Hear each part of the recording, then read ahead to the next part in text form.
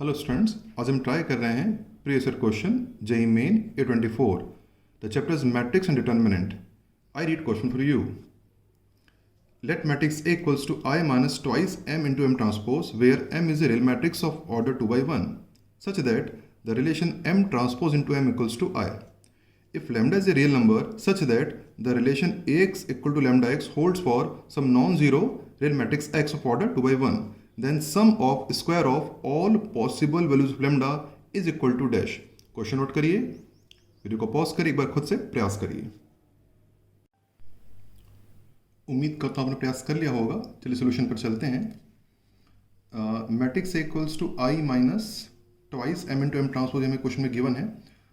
यहाँ पर आई कॉट 2/2 है और m इंटू एम ट्रांसपोज कॉट भी 2/2 ही होगा as per the given in question.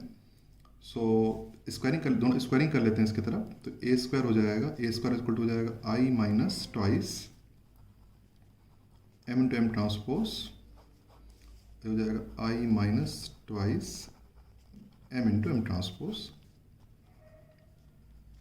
Bracket open कर लेते हैं। आई इंटू आई स्क्वायर हो जाएगा माइनस आई यहाँ मल्टीप्लाई को तो कोई फर्क तो पड़ेगा नहीं, सेम चीज़ ही आएगी। तो twice M into M transpose. आज जब मल्टीप्लाई होगा इसमें तो कोई फर्क तो पड़ेगा नहीं, सेम मैट्रिक्स ही आएगी। फिर 2m ट्रांसपोज आई में मल्टीप्लाई होगा, अगर 2m ट्रांसपोज यहाँ भी फर्क नहीं पड़ेगा इसे इंटू होने पर, और प्लस ये हो जाएगा आपका 4 हो जाएगा, 2 टू द 4, और ये मल्टीप्लाई हो जाएंगे आपस में। ये हो जाएगा m into M transpose into M transpose. In order ही मल्टीप्लाई होगा। एम ट्रांसपोज पहले आएगा, फिर आएगा लेटर एम ट्रांसपोज।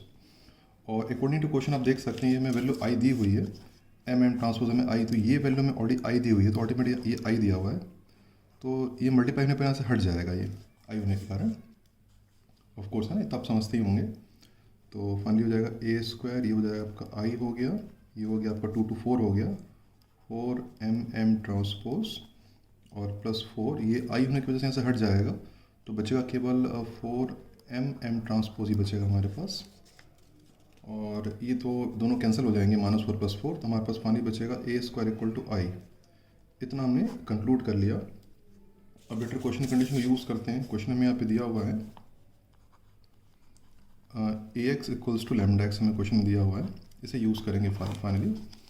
क्योंकि हम ए स्क्वायर निकाल चुके हैं तो हम ए स्क्वायर जनरेट करेंगे, तो हम क्या करेंगे, दोनों तरफ ए से प्री मल्टीप्लाई कर देंगे। तो ए से ये जाएगा ए मल्टीप्लाइड बाई ए एक्स और हो जाएगा ए मल्टीप्लाइड बाई लैम्डा एक्स। हमने क्या कर दिया, मैट्रिक्स ए से प्री मल्टीप्लाई किया, हमारा प्री मल्टीप्लाई मैट्रिक्स है, इंटू कर दिया। वो इसलिए किया था कि यहाँ पे ए स्क्वायर आ जाए, तो ए स्क्वायर एक्स आ गया, और यहाँ पर ये लैम्डा तो कॉन्स्टेंट है, इससे फ़र्क नहीं पड़ता, लैम्डा को बाहर करके हम इसे एक्स भी लिख सकते हैं। ए स्क्वायर में क्वेश्चन हमने आई कंक्लूड कर चुके थे, तो यहाँ पर आई रख देते हैं। तो आई एक्स इक्वल्स टू हो जाएगा लैम्डा ए एक्स, और आई से इंटू करने पे कोई फ़र्क तो पड़ेगा नहीं, तो ये मतलब आई इंटू एक्स एक्स ही हो जाएगा, इज इक्वल्स टू, और देन अगेन यहाँ पर जो लैम्डा ए की वैल्यू है इसे रखते हैं लैम्डा, और जो ए एक्स है आप वापस आप कह सकते हैं, तो ये जो ए एक्स है इसको मैं रिप्लेस लैम्डा एक्स से कर सकता हूँ ना, ये जो ए एक्स वापस मैं लैम्डा एक्स फिर से लिख सकता हूँ, लैम्डा एक्स लिख सकता हूँ। तो फाइनली आ जाएगा एक्स इक्वल्स टू, ये जाएगा लैम्डा स्क्वायर एक्स। अब अगर x equal lambda square x, तो भाई कंपेरिजन सीधा कर सकते हैं, दोनों के कोफिशिएंट सेम है, तो यहाँ पे कोफिशिएंट 1 है, तो 1 इक्वल टू हो जाएगा लैम्डा स्क्वायर कंपेयर करने पर, और लैम्डा की वैल्यू आ जाएगी +-1।